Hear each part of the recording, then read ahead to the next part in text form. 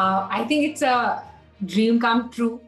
Like everybody else, every other journalist, I feel Ramnath Goenka is one of the most prestigious journalism awards in the country. And I think since its inception, I think in 2006 or 7, uh, I've I mean, you enter the journalism space and you see your editors getting the award, and you always aspire to be in a position where you are when your work is recognized and it's good enough to be recognized. So it's a dream come true.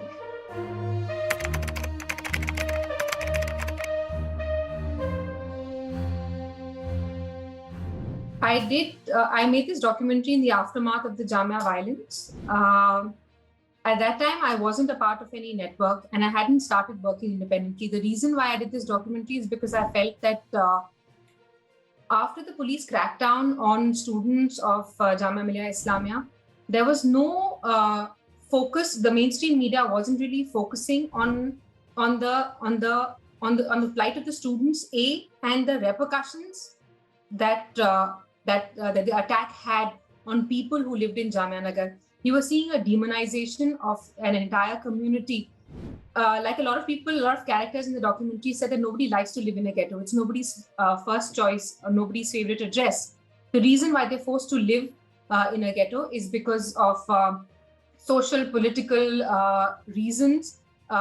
Some of them not so pleasant. It's a difficult choice that people make to live in a ghetto. And in the aftermath of the Jamia violence, the way that people were talking about Jamia Nagar, they were talking about how there's so much police that's been deployed. And remember, this is the same place where the Batla House encounter also happened, where alleged terrorists were killed by officials of the Delhi police. So you saw a demonization of an entire community on an everyday basis. These people have to go through several hardships.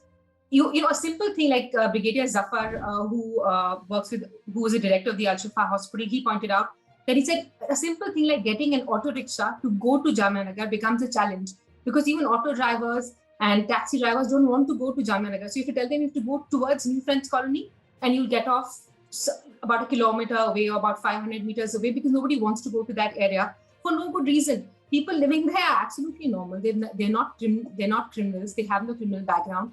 Their only fault is that they're Muslims and probably not so well-to-do, so they can't afford a big fancy house in a big posh neighborhood.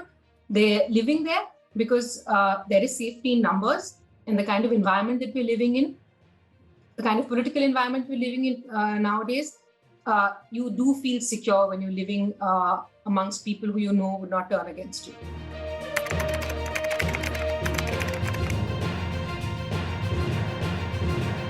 I think the biggest challenge was to get people to speak on camera, because at that time, after the Jamia violence, there were protests against CA that was happening in Jamia Millia Islamia. People from the neighborhood had also started coming out. What we saw was that the Delhi police officials had started targeting youngsters from the colony. And when youngsters get targeted, it's mostly young men who get targeted. But this time, what we saw was that young women also started getting targeted, because you saw women who started spearheading the anti-CA movement, especially in Shaheen Bagh, which is also part of the extended idea of Jamia Nagar, what we loosely refer to. It's actually 4-5 localities. But getting them to talk on camera, which means they needed to identify themselves, acknowledge the fact that they live here. Some people, for example, worked in MNCs but hadn't told people that they work here. There are young people who go to universities, who were in DO, who were in Jamia. They spoke about hardships that they faced by the police. Some of them were still being questioned by the police. One or two of them had been spotted by the cops, had been beaten up. Those people refused to speak on camera outright, but their friends did come forward and they spoke. And winning their confidence was a big challenge, because there was a part of the mainstream media, and again I'm saying mainstream because we loosely refer to mainstream as television news channels, which sort of I feel is not doing its duty as a fourth pillar as it should of the democracy.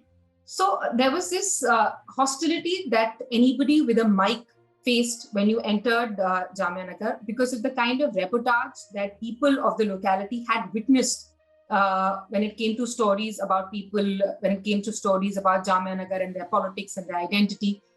So telling them that I don't have an agenda and that I only want to capture the situation as it is on the ground was a bit of a challenge.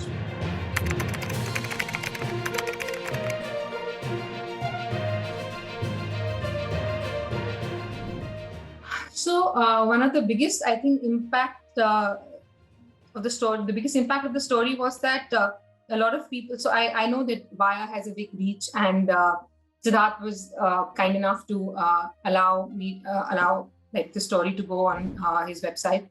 But and Vaya has a wide readership and viewership, and through that, I think we could reach out to people who could see the dichotomy of the situation at hand, where people who are stuck, of the innocent people who are stuck in Jamia Nagar, they're normal citizens of the country with rights like every other citizen, but they're being criminalized because of their address and because of the way they look, a scarf that they wear, a beard a person has, or a skull cap.